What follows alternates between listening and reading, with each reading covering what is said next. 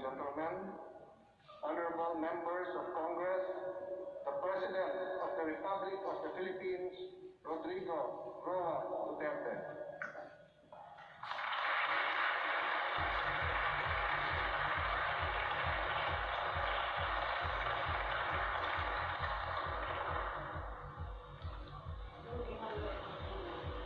Kindly.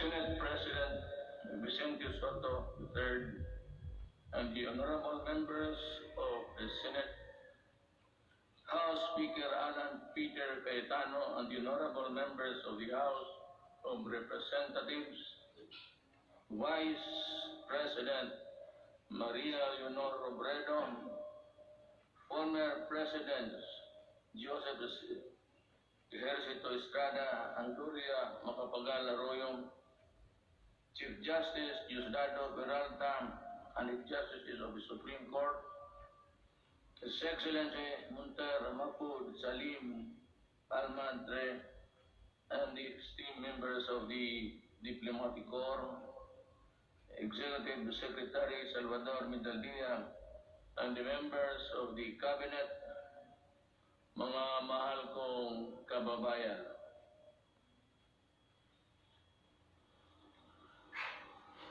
We live in a troubled time. A dream of prosperity for our country was suddenly snapped by a pandemic virulent virus. No nation was spared. Neither rich nor poor were exempt from the onslaught of this deadly disease. But let us not despair. The vaccine is around the corner. Sooner and not later, the virus that gobbled up thousands of lives will itself be laid to rest. In the meantime, let us express the nation's gratitude to those who courageously and willingly put their lives on the line to serve the people and country. We share the griefs of their families, and no amount of tears can compensate their great losses. My countrymen, it is sad that while government focuses its attention and resources to battle the coronavirus, there are those who take advantage of a preoccupied government. One of them is Senator Frank Dillon. In an interview, he arrogantly mentioned, among others, that oligarchs need not be rich. Then he linked the anti-dynasty system with oligarchy, and the topic was my daughter and son. This happened after the Committee of Franchise voted 70-11 to deny the grant of franchise to ABS-CBN. Obviously, he was defending the Lopezes, that they are not oligarchs. Great wealth enables economic elites and corporations to influence public policy to their advantage.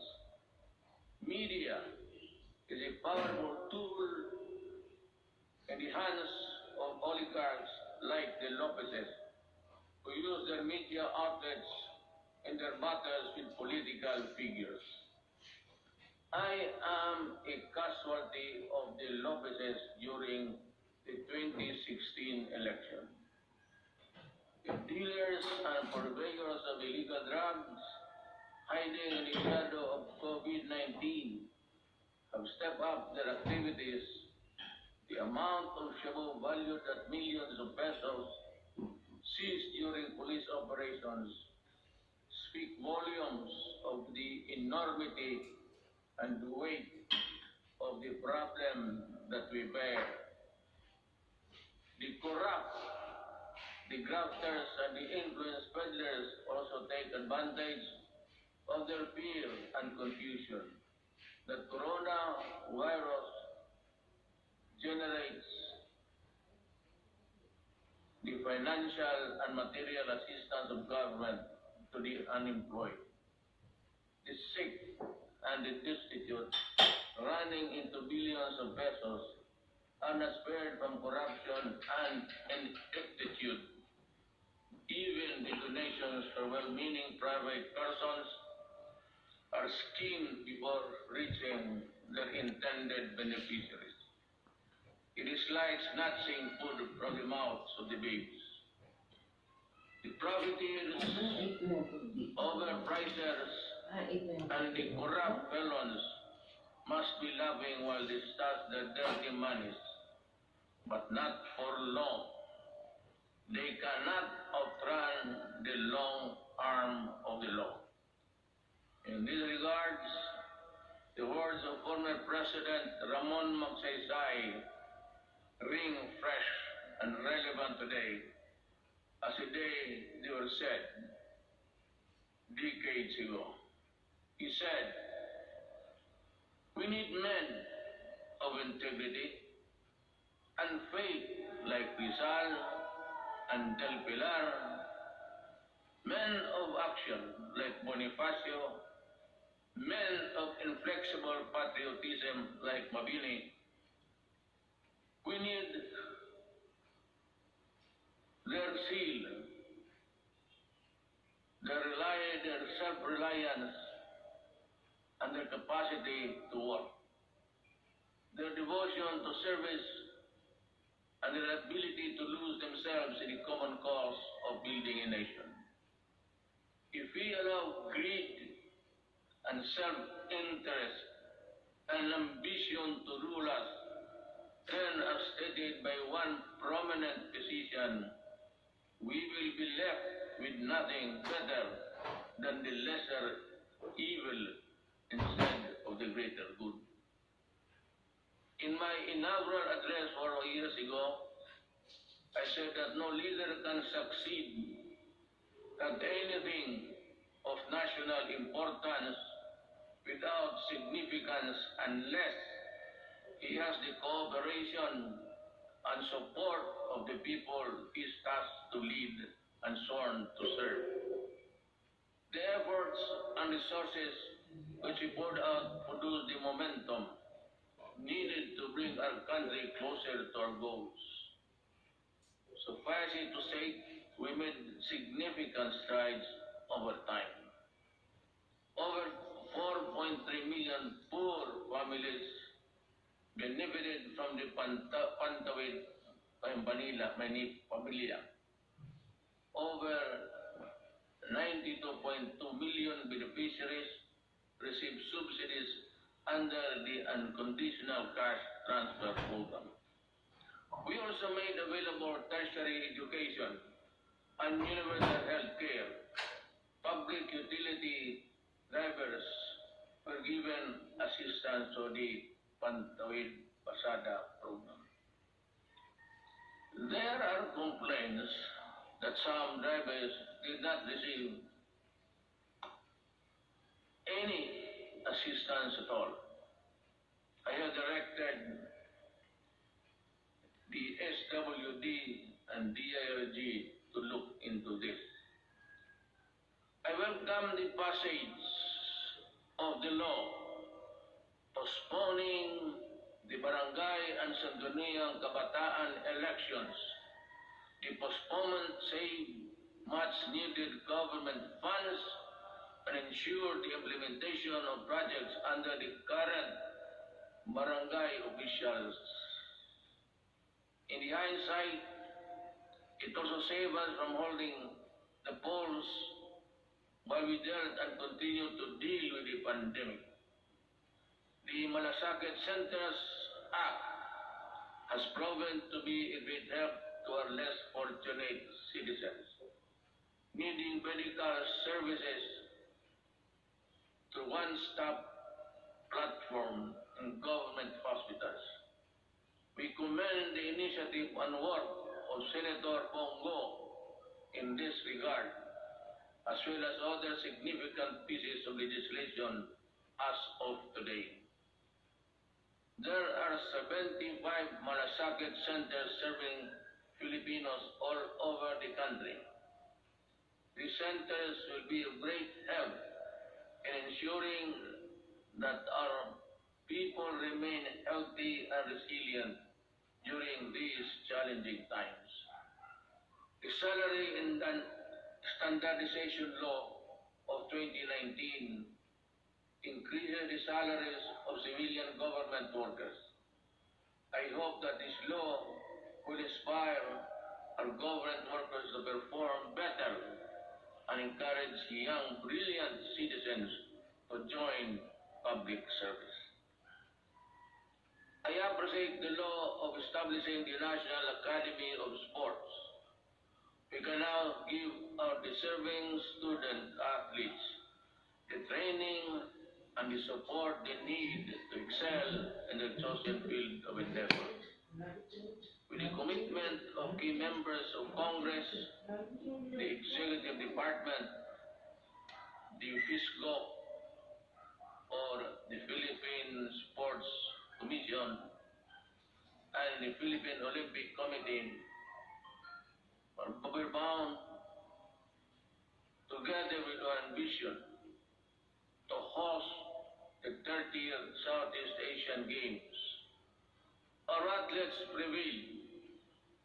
More than that, we fostered pride, patriotism, genuine sportsmanship, and camaraderie in our South Asian brothers and sisters. Indeed, we won as one. To our business community and the general public, we assure you that the landmark ease of doing business and efficient government service delivery act has been gaining momentum. We are closer to eliminating over-regulation in government services. Frontline processes, including consular services, processing of building and business permits, and the services of overseas Filipinos and seafarers were streamlined. Passports and driver's license validity were lengthened to ease the burden of the public. We received a PPP plus credit rating despite ASEAN credit rating downgrades and negative outlook revisions in the worldwide.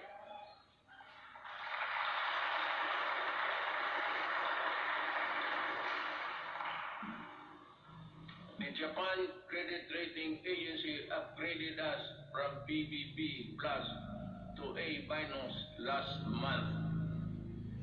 Meanwhile, Moody's has affirmed and maintained the country's ratings at Baa2, rather.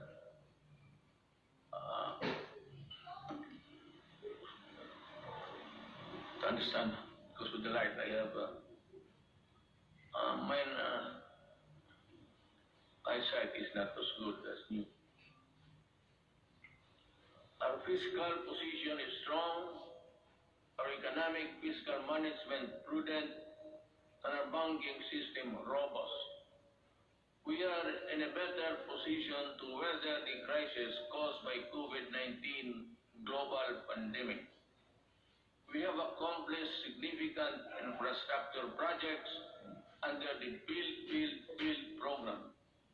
I will dwell lengthily on the nitty-gritty of our infrastructure accomplishments. Now, lest I bore you. Instead, we will release a comprehensive written report of our collective milestones and the details of accomplishments that remind us that perseverance, patience, determination will help us move forward even in the most difficult times. We issued last year Executive Order number 100,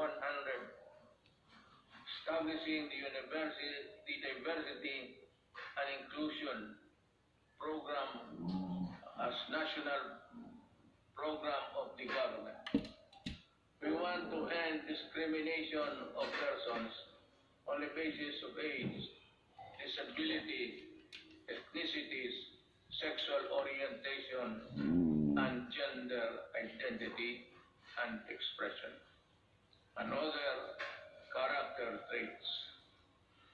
My administration always believed that freedom from illegal drugs, terrorism, corruption, and criminality is itself a human right violation. Part of our efforts to uphold human rights is protection of the rights of children and the right against discrimination. Early last year, I signed Executive Order number 92, creating the National Council Against Child Labor. Government efforts to protect the rights of children will be amplified to prevent, reduce, and eliminate any form of child labor. Our achievements along this line have been extolled by an overwhelming number of fellow member states in the UN Human Rights Council during its recently held 44th session last June. Rest assured that we will not dodge our obligation to fight for human rights. My countrymen, there are lessons to be learned from the coronavirus pandemic. It jolted us to realize that gains made after spending so much planning, effort, cost, and time could diminish considerably and quickly for reasons beyond one's anticipation. That it is much easier to destroy than build. That in a crisis of national proportion that affects every aspect of human life, government needs to have the support and cooperation of the people if it is to succeed in battling the cause of that crisis. That there are people who ask for compassion but show none themselves. That life, after all, is fickle, like the weather. The gains we achieved for the first 3.5 years were put to a test when the pandemic suddenly struck the global community. While I am aware that the road towards a comfortable life would all be far easy if the pandemic had not occurred, and around the rest of the world we suffered.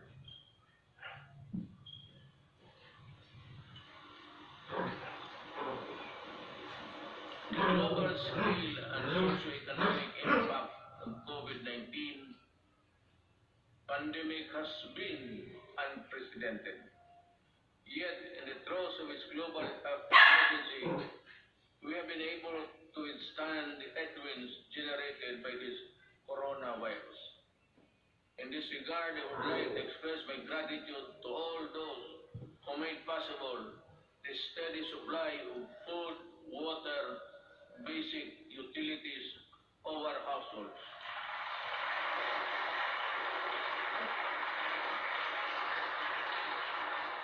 And the provisions of basic social services and financial assistance to our people. Our profound gratitude goes to everyone who help keep our country's food supply chain running, the valiant soldiers, policemen, and security guards who keep peace and order in our community. The dedicated personnel of kept our essential establishment operational. You showed us kindness and selflessness. You gave us strength. You risked your own lives to serve the greater good in keeping the Filipino spirit of bayanihan.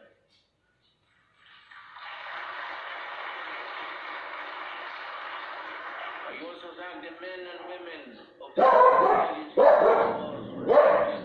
infectious diseases and the National Task Force against COVID-19 for all the pandemic in check and for all the efforts it made to ensure the safety of our people.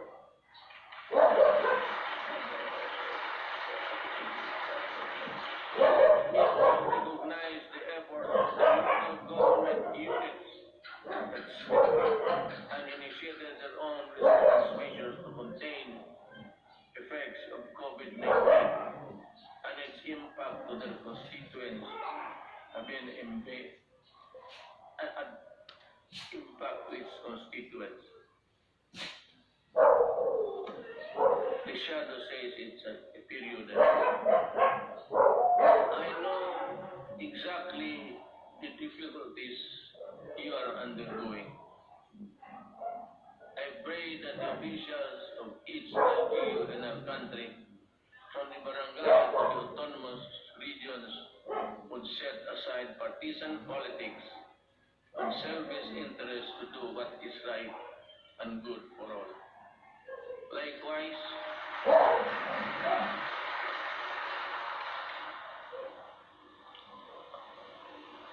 I issued Executive Order number 104, which imposed ceilings on retail prices of at least 133 drugs and medicines and directed a continuous review of the retail prices of others. This proved to be providential now that we are facing a pandemic. To everyone who helped us in this time of great need, maraming salamat po.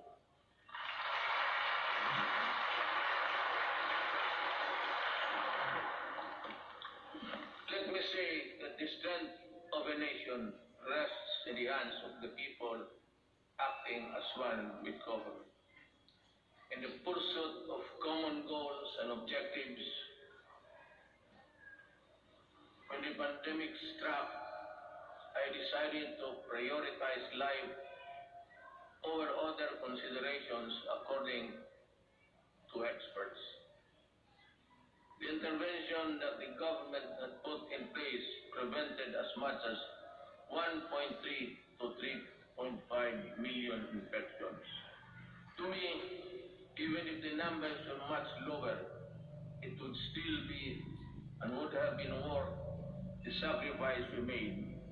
Buhay muna bago lahat. We initially encountered difficulties ramping up our testing capacity. We now have 93 accredited testing laboratories nationwide, and we are aiming to conduct 1.4 million tests by end of July and ensure a quick turnaround time of 40 to 72 hours. Under the Social Amelioration Program, we allotted 2.5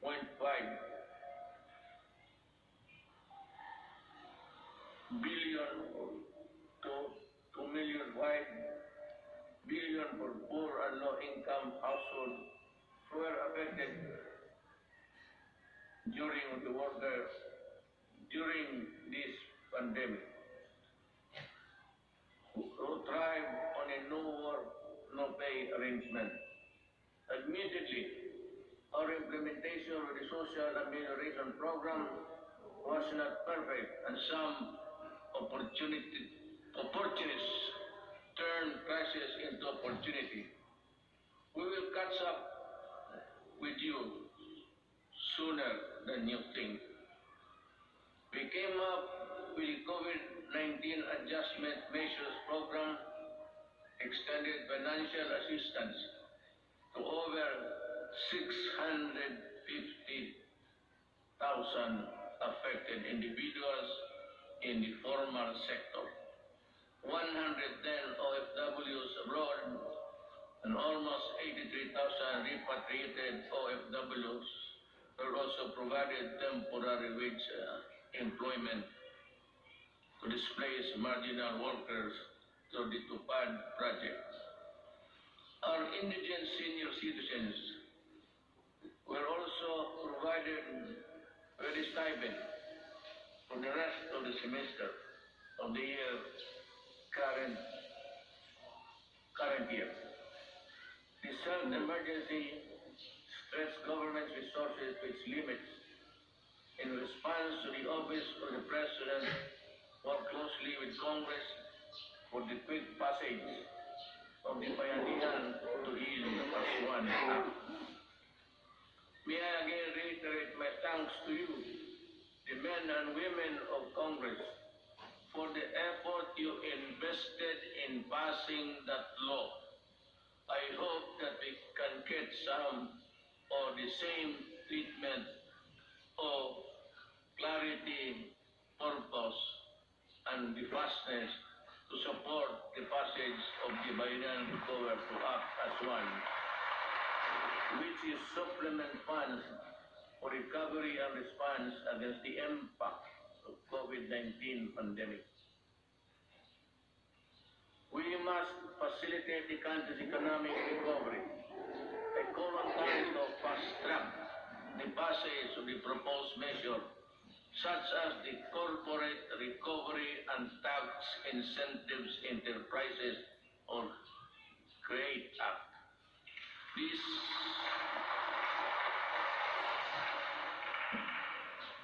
immediately cuts the corporate income levy from the current 30 to 25% and give government flexibility to grant a combination of fiscal and non-fiscal incentives, among others.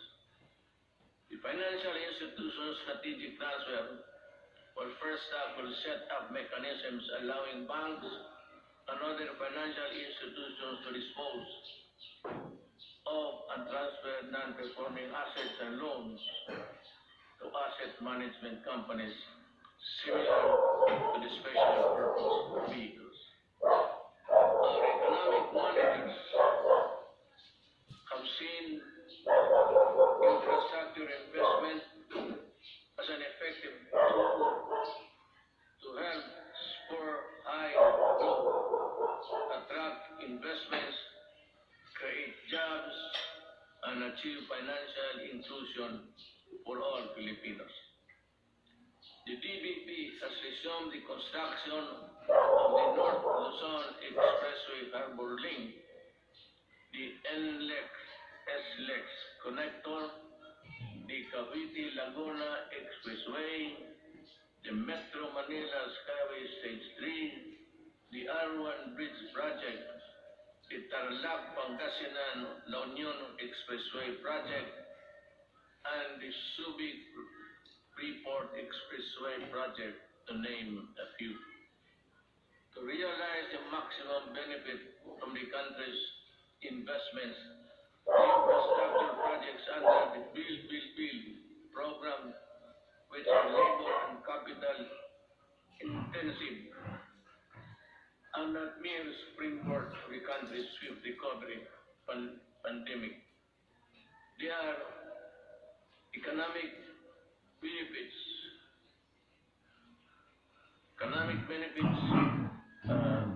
to be distributed to all corners of the country and for sustainable stability in the urban centers, particularly Manila.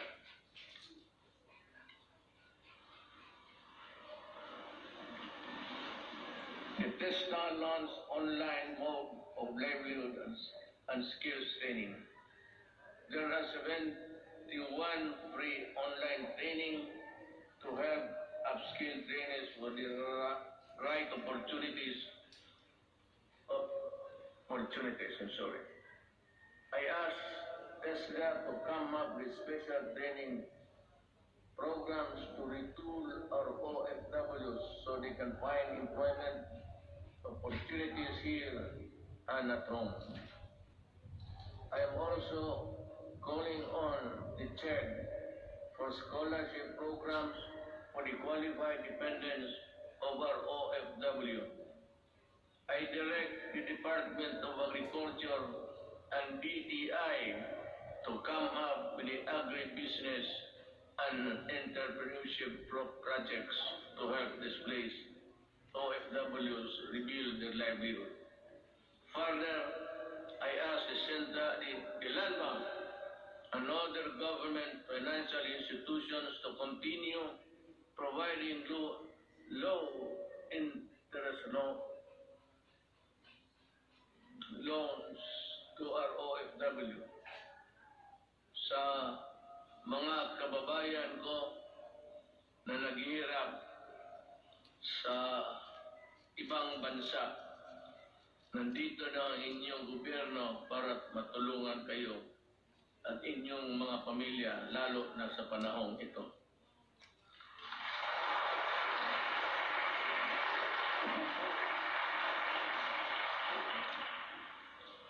The government will intensify its efforts to help businesses, especially micro, small, and medium enterprises, or MSMEs, by providing responsive government assistance and services capitalization and business operation support as we adapt to the next normal. Nanawagan po ako sa ating mga lessors. Nanawagan po ako sa ating mga lessors. Malasakit at bayanihan po ang sana ang pairalin natin ngayon. This is at the time to drive away leases. During normal times, they were the primary source of your income stream. Now, it's time to be fair and compassionate. Come up with an amenable arrangement with your tenants. Huwag po natin sila tanggalin ang guarantee at hubong establishments are requested to give grace periods to allow deferment of payments, especially for MSMEs that are forced to close down during the quarantine period. Let us help them recover.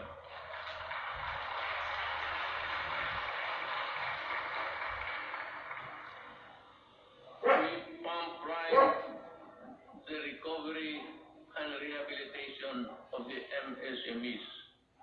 The DTI to the Small Business Corporation set up the Philippine 1 billion COVID assistance to restart enterprises or CARES program to provide zero interest loans for MSMEs affected by the pandemic as of July 10, 2020. Over 2,600 loans applications worth more than 182.5 million have been approved. We are optimistic that this initiative will help our MSMEs stabilize and recover from their losses. I also joined the Bangko Sentral ng Pilipinas and the banks operating in the country to provide regulatory relief for our MSMEs and allow loan payment extension without incurring penalties and charges.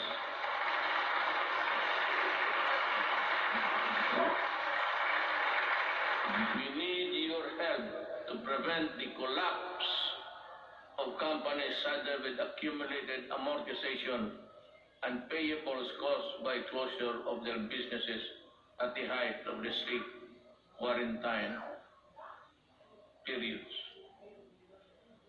As we embark on this effort towards inclusive recovery, we should acknowledge that all forms of government support will go to naught if the new MSMEs do not thrive because of lack of consumer support. Ito ang panahon para suportahan natin ang ating mga kababayan na nananegosyo at gumawa ng mga produktong sariling atin.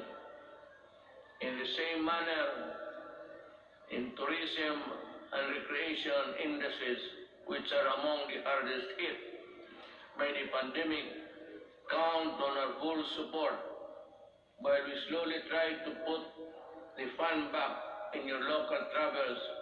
The national government agencies and LGUs must harmonize their policies to boost tourism, ensuring everyone's well-being. We join our people to help boost the economy by traveling locally.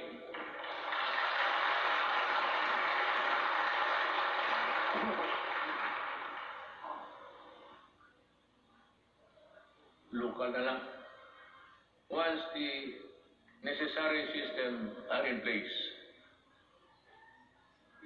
the DOST offers its enterprise technology upgrading program to enable businesses to access training that will help them transition to online and contactless operation. Now more than ever, we need to protect our consumers. I direct the Department of Trade and Industry to ensure the empowerment of Filipinos on consumer rights and coordinate strategies between public and private organizations in building a fair, safe, resilient, and sustainable economy. There are welcome developments for commerce and industry, but major economic activities take place in borderless environment with a meager regulatory controls. They expose consumers to various risks related to security, data, privacy, and misrepresentation. We must patrol the country's cyberspace and enforce online consumer and data protection and privacy laws. We must run after online scammers and those undermining the people's trust on the online transactions.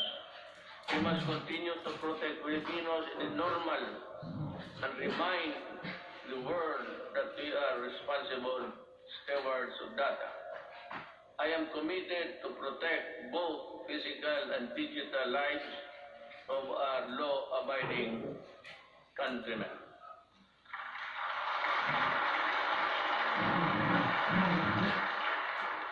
The national government shall lead the way in our transition to online systems. I reiterate my call for all government instrumentalities to implement systems that shall make physical queuing a thing of the past. Panahon na para mawala na ang pila para mapagsilbihan ang gobyerno ng walang kahirapan para sa tao. The DILG, DBM, and the ARTA, along with all agencies and instrumentalities of government, are hereby directed to make all possible services available online. We need to adjust and adapt a paperless type of business and work performance. We need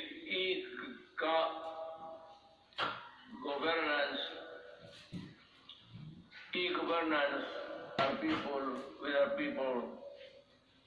with the services they need and the comfort of their homes in the workplaces. It will enable us our bureaucracy to better transition into the new normal and cut red and minimize red tape. Until the COVID-19 vaccine is available, I will not allow the traditional face-to-face teaching or learning unless the risk of exposure to the sickness are eliminated. I cannot and will not put to rest the health and lives of our students and teachers.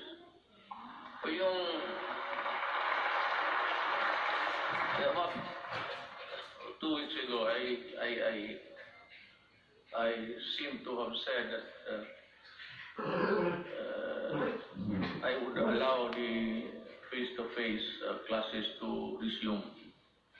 But we were talking actually of January, because my thinking is that by September, we would have the vaccine. How to get it from the producers or from other governments is really something which we have to deal with, because everyone, it's a global need, and everyone will go for it. But let me just mention it in passing that about 4 days ago, I made a plea to President Xi Jinping that if they have the vaccine, can they allow us to be one of the first, or if it is needed, if we have to buy it, that we will be granted credit so that we can normalize as fast as possible. Life that is lost forever. Courses that are not substantial can be supplemented. Education that is delayed can be recovered. We must implement online learning, modular learning, and TV and radio-based broadcasts, which students coming from different backgrounds can avail. DepEd will provide the printed modules for those who cannot afford online learning. In support of the learning continuity program through blended learning, we plan to increase the number of schools with ICT equipment in the coming months.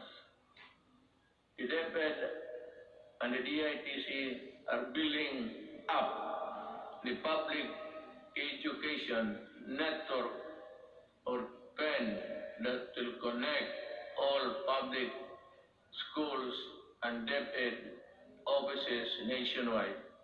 We will prioritize the connection of all last mile schools and those with no electricity supply can have it via satellite and energized via solar panels. By 2022, before I step down, the PEN shall be realized.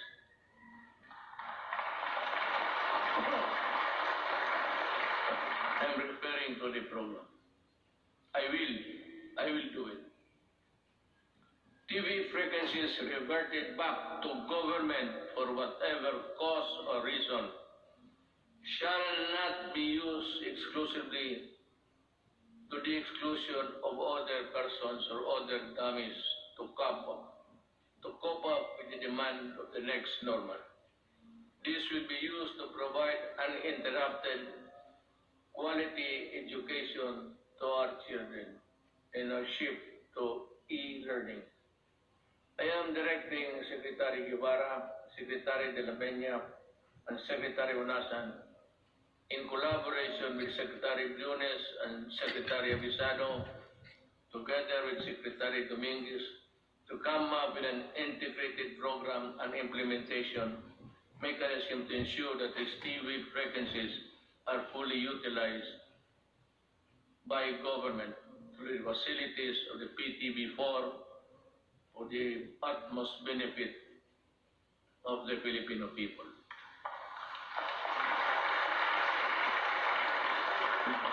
Let me just allow me to segue a little bit. For the remaining 2 years of my term, all that is good that belongs to government, whether it be the airwaves, whether it be the lines, or whatever that is good for the people, will belong to the government, and it should be government who should be given the first option to utilize them. Ang sobra kanila. I call on our communication companies to improve their services lest we be forced to take drastic steps to address the less than real service that the public is getting from you. Alam mo, sisingit na lang ako dito. I am sometimes you are government pictured to be weak and incompetent because we cannot really force our mandate. Alam mo itong nagbibigay ng mga public services, you better improve. Huwag naman ninyo kaming pahintayin 10 taon bago kami makakamit ng mga services sa the other countries.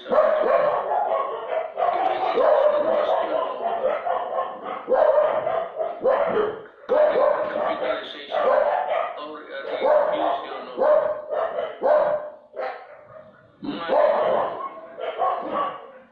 Go and look for hanap kayo, because if you are not ready to improve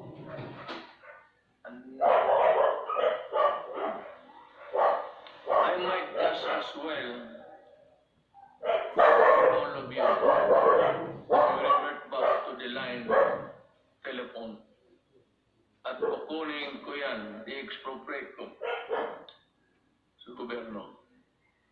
Alam mo itong I'll be straight, smart, pati itong globe, ilang taon na ito.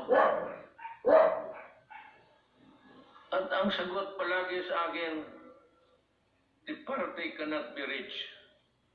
Saan pa na pumunta yung yawa na yun?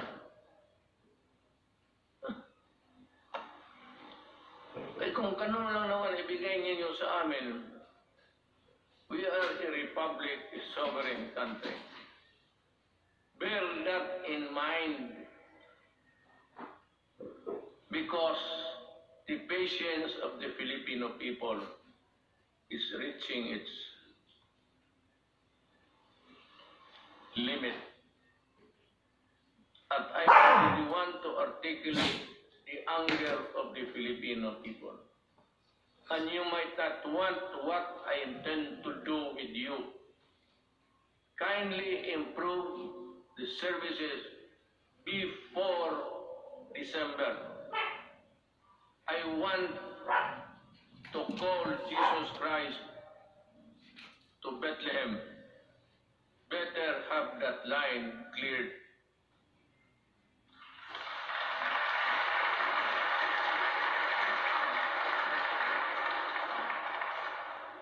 Alam, sa totoo ng atin po, ano na ako sa inyo. I have been a citizen of this country and parang nilalaro lang ninyong kayong may pera.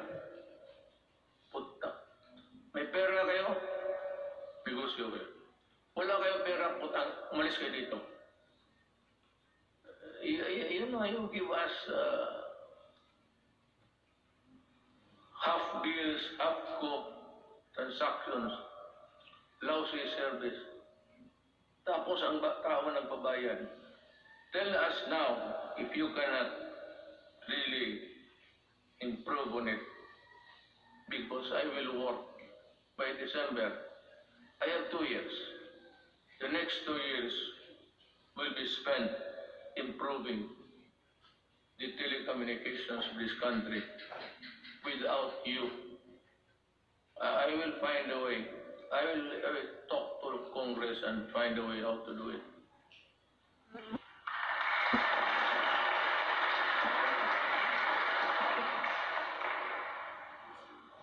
Last year I said that distributing economic business activities is imperative to our country's sustained and equitable growth. Today I reiterate that statement. I issued Administrative Order number 18, directing concerned agencies to strengthen the development of special economic zones in areas outside Metro Manila. I also issued Executive Order number the same 114 to institutionalize the Balik Provincia Bagong Pag-asa program. This consolidates and refocuses existing economic and social welfare programs, activities and projects toward the countryside. It is also an international agency council headed by Executive Secretary Salvador Medaldia, which should create a framework for the effective implementation of the project. Kung hindi niyo ako naiintindihan sa sinabasa ko, mas lalo ako.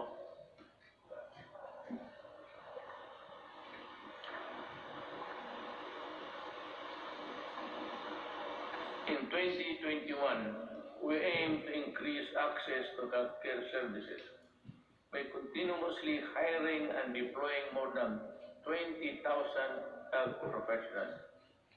This will augment health workforce in LGUs, particularly in isolated and disadvantaged areas. We will implement projects to establish and improve barangay health stations, rural health units, and other healthcare facilities. And we will need to address internal security. We are pursuing a whole-of-the-nation approach to bring peace and order, development in the countryside. We need to provide intervention and implement the barangay development program. This will provide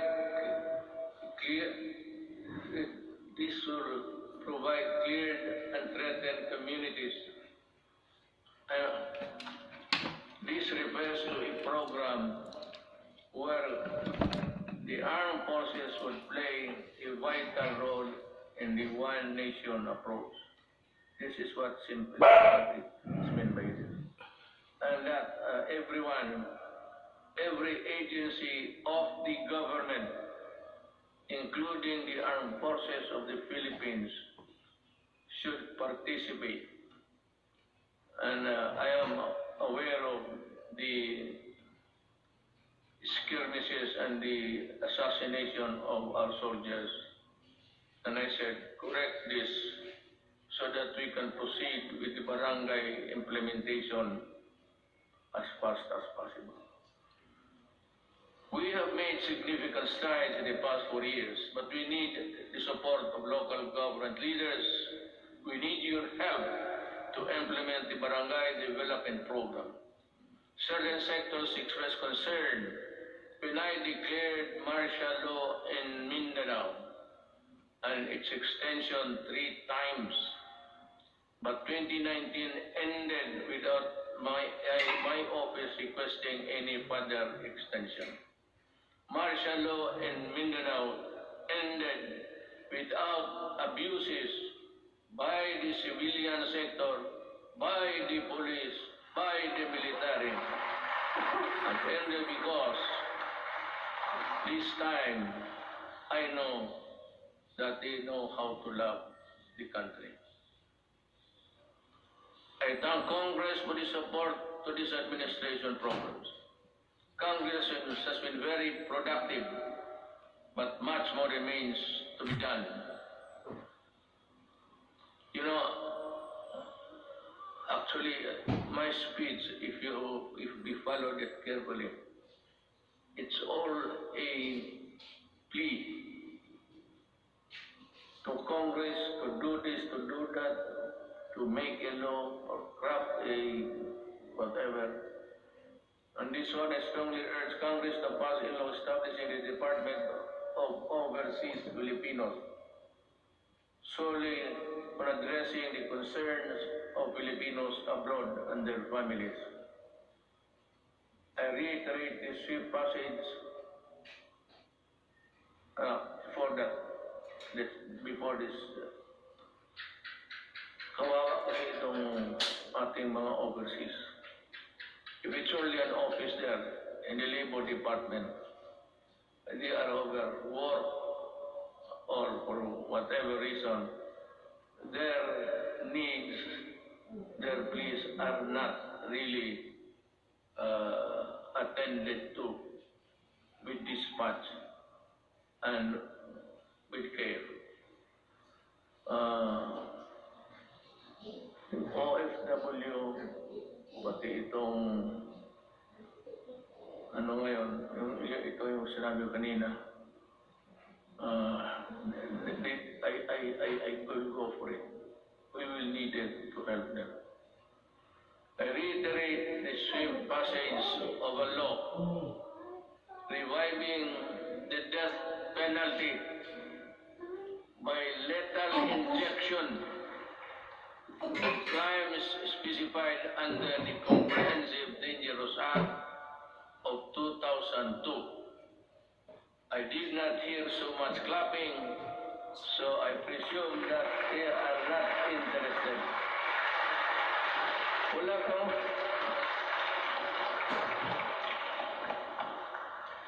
Someday I'll tell you the story of what happened to the Philippines. Hindi ngayon. But when sabihin ko sa inyo ang totoo, bakit nagaganito yung droga ng Pilipinas? Why the drug syndicates continue to operate just like the countries of Colombia, Mexico, and it is being played inside the national penitentiaries. Para tayong talagang binababoy tayo. Sabihin ko sa inyo. But this is not a time for storytelling. SONA kasi ito. So, dito na. This law will not only help us deter criminality, but also save our children from the dangers posed by the illegal and dangerous drugs. May I be allowed with the indulgence of the body?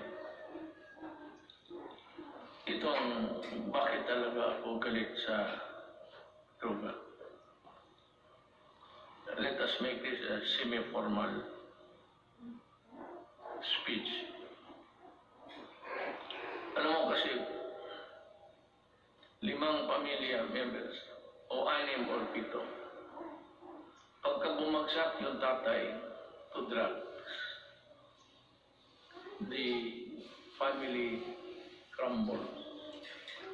There's no more home to. Druga, and if he's receiving his salary, nagtatrabaho sa pantalan, 300 a day. Tapos ang shabu is sold at 2. He has about 100 to bring home. Kaya pag gano'n, nag-aaway-aaway na, ang mga bata hindi nakapag-aral, ang iba, ligaw na, mga babae, into early prostitution, kung ano-ano nangyari. Hindi lang alam itong mga na this is happening all over the country every day. And what is really very tragic is this. When the family starts to crumble, there's no more family home. And invariably, the wife would look for another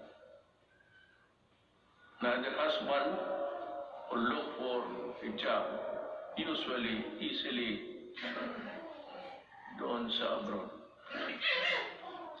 At yung asawa aalis, yung lalaki na sa droga, yung mga anak iniiwan sa kapitbahay, sa kapatid. And the ferocity of the loss of the Filipino family home has been destroyed. Kaya kung anong mangyari nito, the wife works in the Middle East. I am not zeroing on any particular country, mind you. But alam natin, there are tribes in the Middle East which would allow rape as part of the territory of being a house help. Kasama yan. Kasama talaga yan. So yan ang mahirap dyan. You have a wife there being crucified, being used, magpadala ng pera, tapos ang mga anak, asan na sa Cebu na rin. Kasi these are the guys that the Cebu people would really, stick by them until it crumbles, the resistance. And then you have plenty of this all over the country. Hindi lang nila alam. Yung sinasabi nila ng misery sa human rights, plus 10 yan. Not to count the victims of crimes perpetrated by people addicted to smoke. That is the reason why I'm so vicious in my galit talaga ako. See? Nilalaroan tayo, well, I don't know, any other president might, pero ako ayaw kong lalaroan ng Pilipino. Do not do it in my country because I will really kill you. That is a commitment. Owning safe, decent, and affordable housing is every Filipino's dream. But the housing market remains inaccessible to most of our countrymen. A renewed call for Congress to pass the National Housing Development Bill and the Rental Housing Subsidy Bill. These will enable all Filipinos, regardless of social status, to live in decent homes where their families can live meaningful lives. I also call on Congress to amend Republic Act number 10912 for the Continuing Professional Development Act of 2016. In this time of great pandemic and forthcoming reconstruction requiring professionals to undergo seminars is burdensome and not realistic. This must end. Ito pang isa. May mga profession. Singit ko na lang lahat to tell this is to inform the nation. May mga profession na they would require, I think it's nicest, they would require them to come to Manila to retrain and for another round of expenses. itong mga seminar na ito dapat mahinto. I don't know in other provinces reached by any government employee. Ang doon is yung corruption. That maybe it might be a vain attempt, but maybe dagdagan ng sweldo para it would be a hedge against corruption.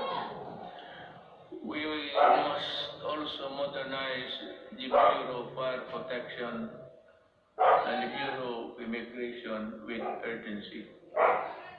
Alam mo, sa Davao, and you go there, I can show you. One of the serviceable trucks, fire trucks, that we have in the city of Davao. Of course, ang city meron ng sarili, aside from the Bureau of Fire, which is really national. Meron yung Bureau of Fire, would you believe it, serviceable still. Ang pangalan ng truck is Studebaker. Ang katawan, ang talagang matatawag ang katawan. Kaya ang makina, isuso. Pero okay pa rin. It can put out. Well, totoo. This is how this Bureau of Fire issue medyo na overlook natin ng matagal. I emphasize the creation of the Department of Disaster Resilience and People's Safety, which cannot be delegated to any council or commission. Equally important is the establishment of evacuation center in every city, province, municipality throughout the country. We must act before another major disaster shakes into action. Public disaster and even a fire this cannot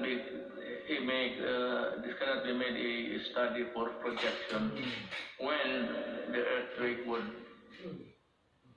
suddenly come and make a big crack there. Di natin alam talaga. Ang ibig kong sabihin, this will require more than just one brain work kung paano talaga itong how to prevent or avoid disaster. It will be, by the way, just before starting, I was tempted to say it. Pero baka magtindigan kayo. It will be alright for me if Bongo will just stay. Wala akong problema. Sabi ko na this piece of speech of mine would be one of the longest SONAs that I will deliver. Nakita ko yung page pagbigay sa akin. Yung ibang input akin, pati yung iba lahat. Ang nangyari po, binalik ko sa kanila, make it short. Pagbalik sa akin, mas makapal na. Nandiyan na ngayon, ito na ngayon. The responsible extraction and equitable distribution of natural resources remain among my non-negotiables. I reiterate the need for the passage of the National Land Use Act, which has been pending for decades. Pakisilip lang ho ninyo yan. For the rest of my term, I hope to see concerted efforts in protecting the environment. The rehabilitation of Boracay Island showcased our resolve to safeguard the environment.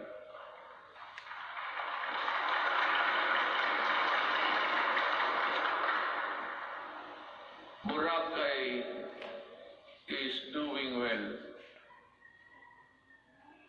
because of its scenery. If it's only a coconut and a black sand, white sand and water, wala yan. Pero you add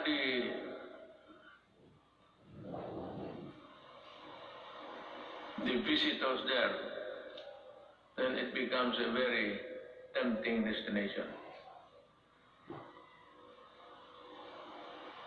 We have seen remarkable emergence of the island back to its former glory. I want this sustained. I ask Congress to enact a law creating Importantico, the Boracay Island Authority, or BIDA. We need it. I cannot stress enough the importance of agriculture. The growth of our economy depends on a robust agricultural sector. We must utilize the coconut levy for the welfare of our coconut farmers and the development of our coconut industry. I urge everybody, both of the executive department pati ito, that ito yung pera na nakuha doon sa sequester, and itong perang malaking ito, gagamitin ito for the welfare of the farmers. The problem is, we can no longer trace who are the farmers of yesterday. Marcos is a distant star. We do not know. Ako alam ko because we had a little piece also that was covered by the land reform. Hindi na natin malaman kung sino ang may-ari. So I think Congress should look again and try to sort out how best the money can be utilized. I will not make any suggestion, but I leave it to Congress to decide what to do with it. I once again urge both houses of Congress to pass a version of the bill establishing the Coconut Farmers Trust Fund. Tulungan natin ang ating mga magsasaka pagka hindi mawawala yung pera, bilyon yan. Diyos ko po. Well, anyway, we have learned so many lessons along the way. I am also requesting Congress to pass the Rural Agricultural and Fisheries Development Financing System Act. We aim to provide adequate, accessible, and affordable food for every Filipino through the Plant program. After the bill, I think this is easier to achieve. Few good men, few good regional directors, DAR, and dedicated workers down below could make this thing a success. Mas madali ito kaysa bill. Ito plant lang eh. It is more of how you try to convince the farmers to cooperate government for their benefit. This 66 billion agricultural stimulus package will help the agricultural and fisheries sector recover. I hope so. We need to build trust and confidence in online transactions, stronger protection of online consumers, and enabling measures for online business needed to the enactment of an Internet Transaction Act. I thus direct the Department of Trade and Industry and other relevant agencies to work on it closely with Congress ensuring that the provisions of the proposed bill are responsive to the needs of the consumers while promoting the growth of e-commerce in the country.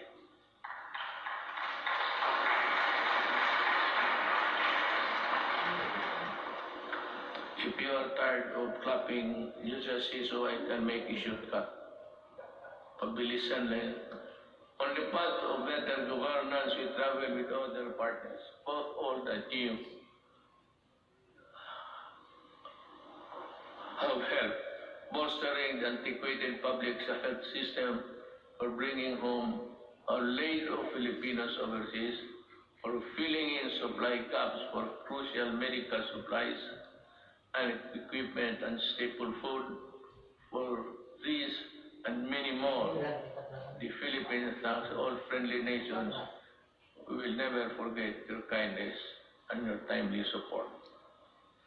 Within ASEAN and beyond the Philippines, we will continue to work with partners to address global perils and ramp up cooperation to secure for our people's greater peace, progress, and prosperity. The Filipino nation claims its rightful place in a community of sovereign states. Thus, we will continue to pursue an independent foreign policy. Let me be very clear about this.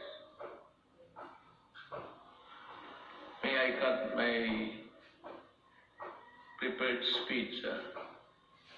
Alam mo, I read a little over 3 weeks or last month na the Americans intends to go back to Subic.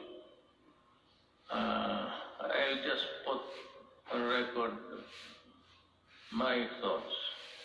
I have nothing against America. I have nothing against China.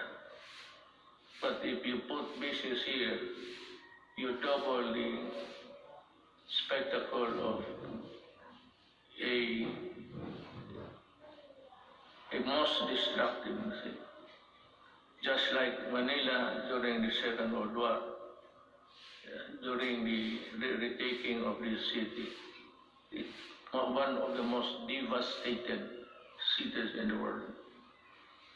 Kaya maglagay-lagay ka ng base at this time.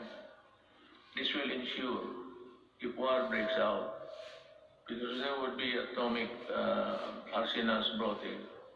This will ensure distinction of the Filipino race. We want to protect our rights in the South China Sea, neither beholden on to anyone. We broaden the boundaries of Philippine diplomacy. We build productive ties with everyone willing to engage us on the basis of equality and mutual respect.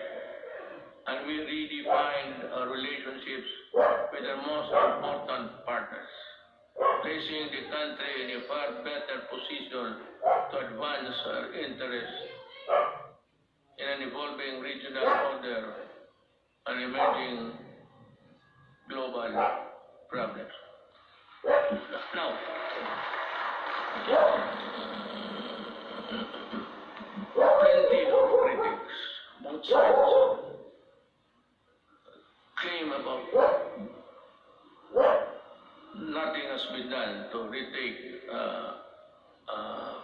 forcefully or physically the South China Sea.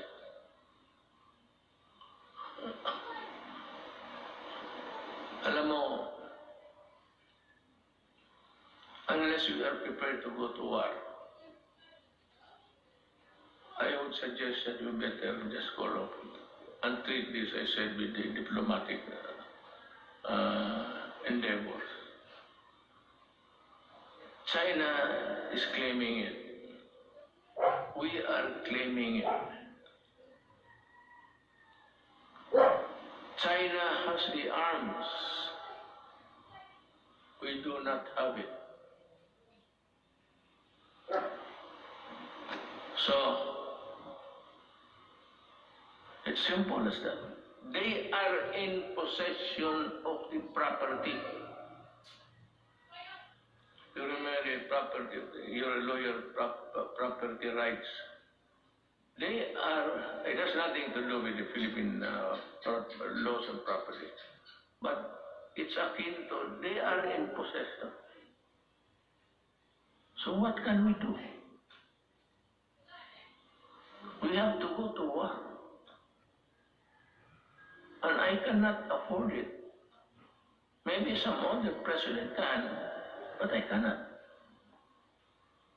Inutil ako dyan, sabihin ko sa inyo. And I'm willing to admit it. Talagang inutil ako dyan. Walang magawa. I cannot. The moment I sent my Marines there at the coastal shores of Palawan, tinamaan ng cruise missile lahat. Hindi pa nga sit sail yan eh. Sabog na. Let me see again that the victory in the global battle against COVID-19 would take longer than we expect. Everyone's cooperation is needed. I know that you have, the Filipino people, have sacrificed a lot, but we have no other choice but to work together and to do even more. I must admit that our actions have been far from perfect. Totoo yan, I admit it. And there could be improvements here and there. But all of us in government, including myself, assure you that we will not stop until we get things right and better for you. I know that many of you are worried not only about health and safety, but also about our ability to move around and ride public transportation. The depletion of your savings due to the rising cost of goods and the loss of your income due to uncertainties in your jobs and livelihood, I assure you that your government will address squarely these problems and challenges to overcome them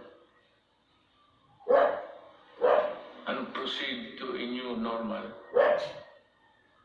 Marami ho talagang mawawalaan ng those for immediate income. They buy a car on installment basis. You cannot keep up with the amortization. You lose it. You lose the car. And you are forced to ride on public utilities. Concomitantly, didiretso rin itong mga kriminal na rarami at crimes will increase. But let me assure you, for as long as I am president, there can never be a runaway crime in any of our cities. Hindi ako papayag. I can assure you, we will remain peaceful. Relatively peaceful. Hindi naman very peaceful. Pero kung sabihin mo na gaya ng hold up dito, hold up,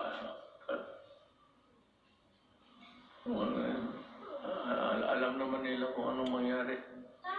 You know what will happen to you. I am addressing myself to the criminals. You commit hold-ups, you commit rape, you commit all sorts of things, and you harm the public. Then, kaaway mo na ako. Pag bumalik kayo sa dati, gaya noon, patong-patong na naman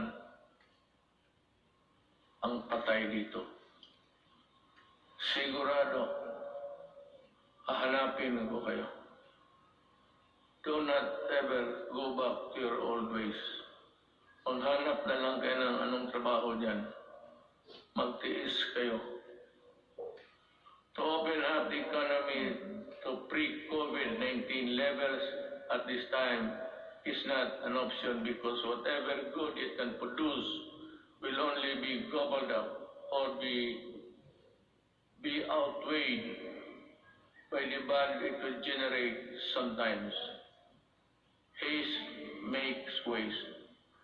The recent upsurge of infection, when you open little windows of resumption of business, is proof of that. I am happy that I've talked to you today. You know, in other places, they opened up too early, too soon. America is one. China, well, fortunately, it was arrested on time.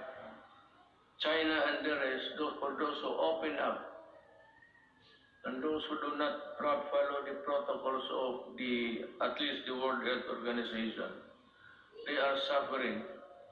And they have at least 140 deaths. And America, nagkukulang sila lahat. No nation on earth was really prepared for COVID. No amount of preparation because that kind of microbes visits about once every 100 years. Wala man yung mga tatay natin, what they suffered was Second World War. But tayo, we are not ready and therefore we let gamble with the lives and health of the people. Certainly no one would want to end up in the negative side of the equation. Not me, not us. All I ask is that you continue to put your faith in your government and work with us in achieving what is best for the country and our people. Together, let us do. Mahirap basahin kasi dito. The most that we can to ensure that is health, safety, and well-being of every Filipino, especially those severely affected, are taken care of. Together, we shall fight this pandemic with the same fervor as our campaign against illegal drugs, criminality, insurgency, and corruption in high places, and entrenched parochial interests. As a government worker, I am addressing each and every Filipino that the government cannot do this without your help. More than ever, we need to reinvigorate the deep-seated Filipino spirit of pakisama and malasakit within each and every one of us. We are being tested as a people and as a nation. Wars times loom ahead, but I do hope that this spirit of solidarity and unity will serve as a drumbeat to which we shall march in unison in our quest for the light at the end of the tunnel. I appeal to each and every Filipino, let us take care of one another. Ito ang panahon para magtulungan, hindi panahon para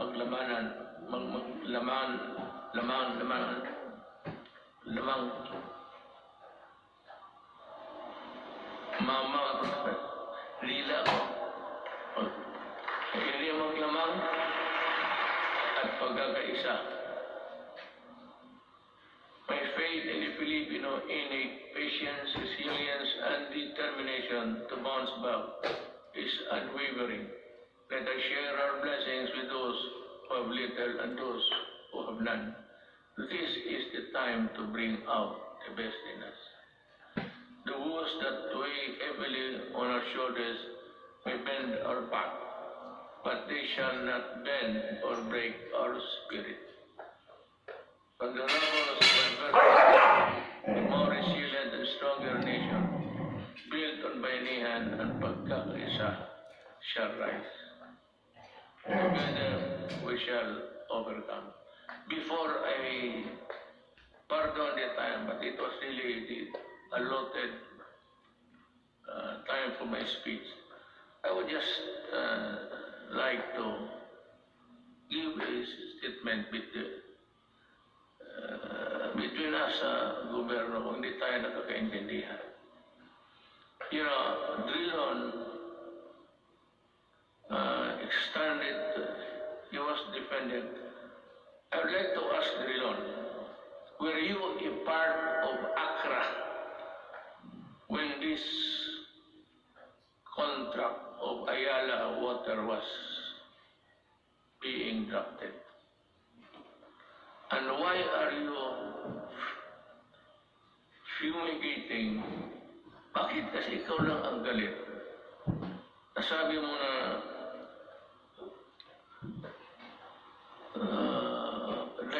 dynasty. You are a hypocrite. You know that you cannot pass an anti-dynasty law. Ikaw nandyan sa Congress, ikaw ang mauna dito.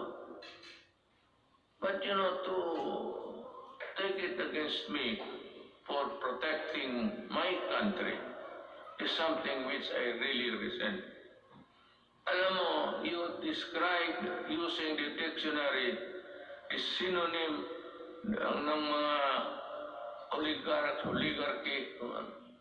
Then you proceeded to characterize everyone, every name, and then said that oligarchy is not bad at all, because not all oligarchies are bad. True, but ito,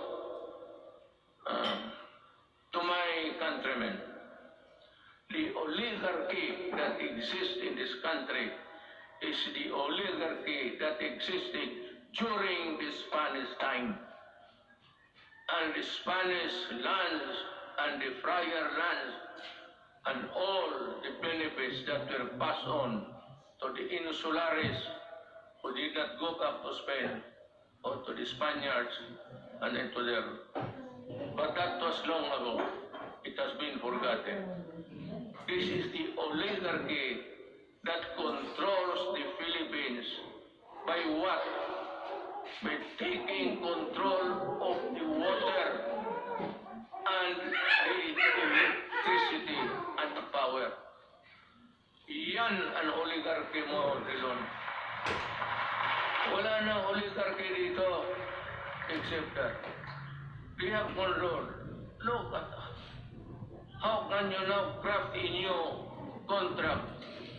Because I would insist that you pay the billions and billions that you collected. For example, water treatment. Oh, nandyan sa kontrata. It's in the billing. They've been collected. Since 1997.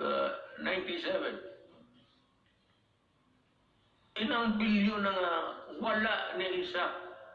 Not even a faucet was built for a water treatment facility. You do not protect the oligarchs. You are the one. Ikaw lang mag-isa. And I suspect that you were also the one to help when you were there in the Accra. We do not even know ang mga abogado sa public documents. Hindi nga alam. Hindi nga alam kung nakagraduate ba o hindi. Wala. Would you think Ayala would get the services of those? Ayala got Accra. Accra did it. Ikaw galing ka doon. Most of you, more successful lawyers sa corporation. You handle big corporate. Yan ang mahirap. Bangga tayo dito. Hinawakan ninyo eh. Hindi ka pwede kayo. Kita mo, noong nag-increase, walang tubig, pinuputol yung tubig. Ang tao, bumigay kasi hindi pwede tayo di maligo. Hindi uminom. Electricity, ayaw mag-increase. O yan, wala ka. brown out lahat.